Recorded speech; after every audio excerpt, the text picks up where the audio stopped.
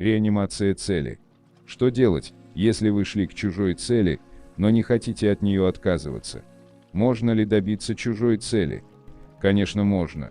Взяв на вооружение технику трансерфинга, вы получаете огромное преимущество по сравнению с теми, кто не знает правил игры в мире маятников. Однако для достижения чужой цели потребуется приложить намного больше усилий, и вы должны отдавать себе в этом отчет. На пути к чужой цели необходимо руководствоваться теми же самыми принципами, что и при движении к своей цели. Отличие лишь в том, что все эти принципы придется соблюдать безупречно. Вот и все, что можно сказать о достижении чужой цели. Допустим, выбранная вами цель является чужой. Хотите ли вы, чтобы я дал совет, отказываться от нее или нет? Если так, значит вы еще не до конца прониклись принципами трансерфинга. В этой книге дается только карта местности и раскрываются правила игры. Но принимать решения должны сами.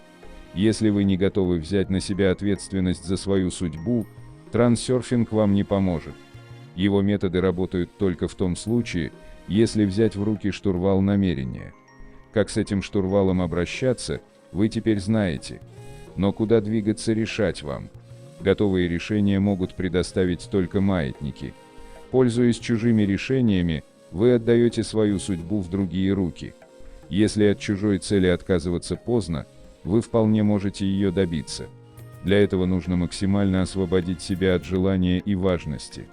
Препятствий на пути к чужой цели много, но большинство из них порождает сам разум, когда борется с течением вариантов и завышает уровень важности. Сдайте себя в аренду. Действуйте отстраненно и одновременно осознанно. Не боритесь с проблемами и препятствиями. Сбросьте важность, и они самоустранятся. Предположим, вы двигались к своей цели, но встретили на своем пути труднопреодолимые препятствия. Чем они вызваны? Теперь вы это легко сможете определить. Проанализируйте, в чем превысили уровень важности, чему придавали избыточно важное значение, где пытались бороться с течением вариантов.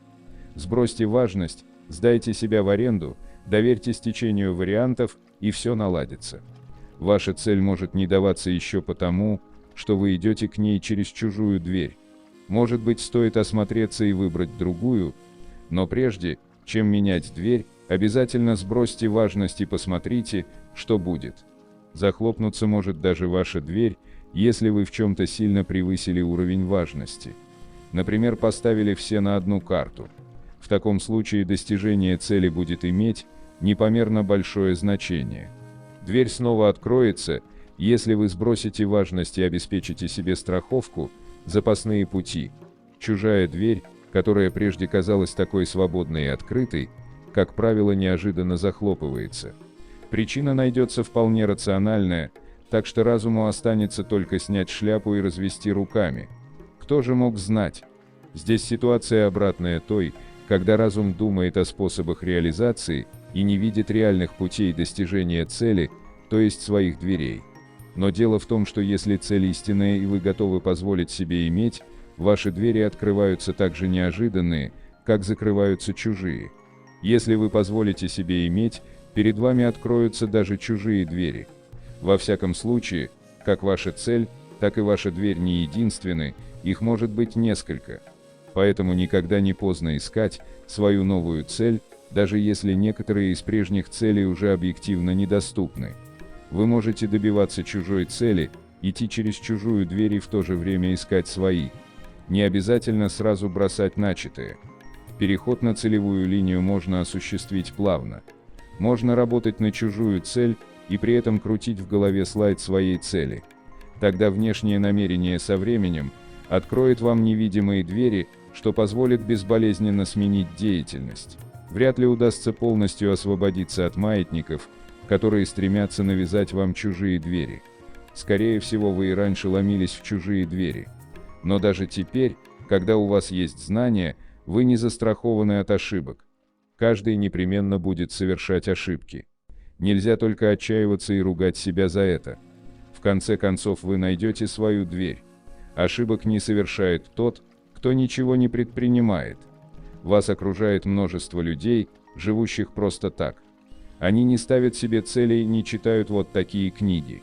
Они хотят большего, чем у них есть, но не имеют намерения действовать. Преимущество таких людей в том, что они не совершают ошибок. Но вы обязательно будете делать ошибки, так что просто позвольте себе это. Подлинный успех вырастает на руинах ваших неудач. Когда вы ломитесь в чужую дверь, вы обязательно сталкиваетесь с трудностями. Со стороны всем будет видно, что вы преодолеваете препятствия и боретесь с проблемами. Это на поверхности. Однако никто, в том числе и вы сами, не увидит, что ваша душа всячески противится принуждению идти в чужую дверь. Разум давит своей волей, говорит, что надо бороться до конца. Но даже у волевых людей душа не способна долго выдерживать такое давление. Может произойти срыв. Вся досада в том, что он проявится в виде непростительной оплошности. Когда у человека случается подобный срыв, он делает элементарные ошибки. Этому подвержены все, в том числе и сильные мира сего. На пути в чужую дверь вас ждут срывы, и вы будете совершать ошибки. Не допускайте только оплошностей. Сдавая себя в аренду, действуйте безупречно. Парадокс состоит в том, что большую ошибку могут простить. Мелкую оплошность вам не простит никто. Не ищите сочувствия даже у своих близких. А если эти близкие хоть немного от вас зависят, материально или социально, тогда тем паче, ведь вы не оправдали их надежд. Обвинители и манипуляторы не ставят себе высоких целей, поэтому не совершают ошибок. Не давайте им повода обвинить вас в непростительных мелких оплошностях. Действуйте безупречно в мелочах. Тогда срыв на пути в чужую дверь не будет столь болезненным. Особенно следует опасаться советов своих близких. Ведь они изо всех сил желают вам добра. Иногда жутко смотреть, как сердобольные родители уже с ранних лет окончательно предрешают цель своего ребенка. Если вы упрямо идете своим путем, а потом потерпите поражение, пощады от них не ждите. Они завопят: «А мы тебе говорили». А ты никогда не слушаешь. В такой момент у вас весьма слабая позиция. Вы очень расстроены неудачей, а окружающие манипуляторы, воспользовавшись этой слабостью, стремятся прибрать вас к рукам. Им так удобней. Таким образом они самоутверждаются, да и вы тут же под рукой смирившийся и покорный. Человека, попавшего в затруднительное положение, всегда окружают советники и манипуляторы. Все они преследуют только свои цели, либо вырасти в своих глазах, поучая недотепу, либо получить возможность вами манипулировать, либо просто поставить вас на место. Любые их слова, облеченные в упаковку искреннего участия, в переводе звучат так: «Куда лезешь? Ты что, лучше нас? Сиди с нами и не рыпайся. Живи, как мы. Мы лучше знаем жизнь». В минуту слабости к вам закрадется сомнение. А может, они правильно говорят, а я ничего не понимаю.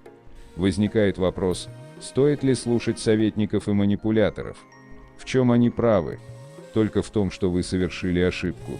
Стараясь чего-то добиться, каждый в любом случае будете совершать ошибки, даже руководствуясь советами умных людей. Но вашу цель сможете найти только вы сами. Никто другой этого сделать не сможет. Даже те, кто искренне желают вам добра, не смогут заглянуть в вашу душу. Ведь вы и сами слышите свою душу как шелест утренних звезд, то есть практически не слышите. Не поддавайтесь чужому влиянию. Верьте в себя. В поисках своей цели не слушайте никого, только свое сердце. В этом вопросе надо быть стойким и непреклонным по отношению к маятникам и очень внимательным к своей душе. Как видите, единственной оговоркой в процессе выбора судьбы служит тот факт, что не все цели и двери в пространстве вариантов ваши. Это вовсе не означает, что нельзя их выбрать. Никто этого не запрещает, но тогда вас ждут проблемы. А разве это нужно? Выбирая чужие цели и двери, вы идете по пути наибольшего сопротивления. Вся прелесть свободы выбора заключается в том, что личные цели и двери представляются для каждого лучше любых чужих. Но для того, чтобы получить свободу выбора, необходимо освободиться от влияния маятников, которые навязывают вам чужие цели и двери.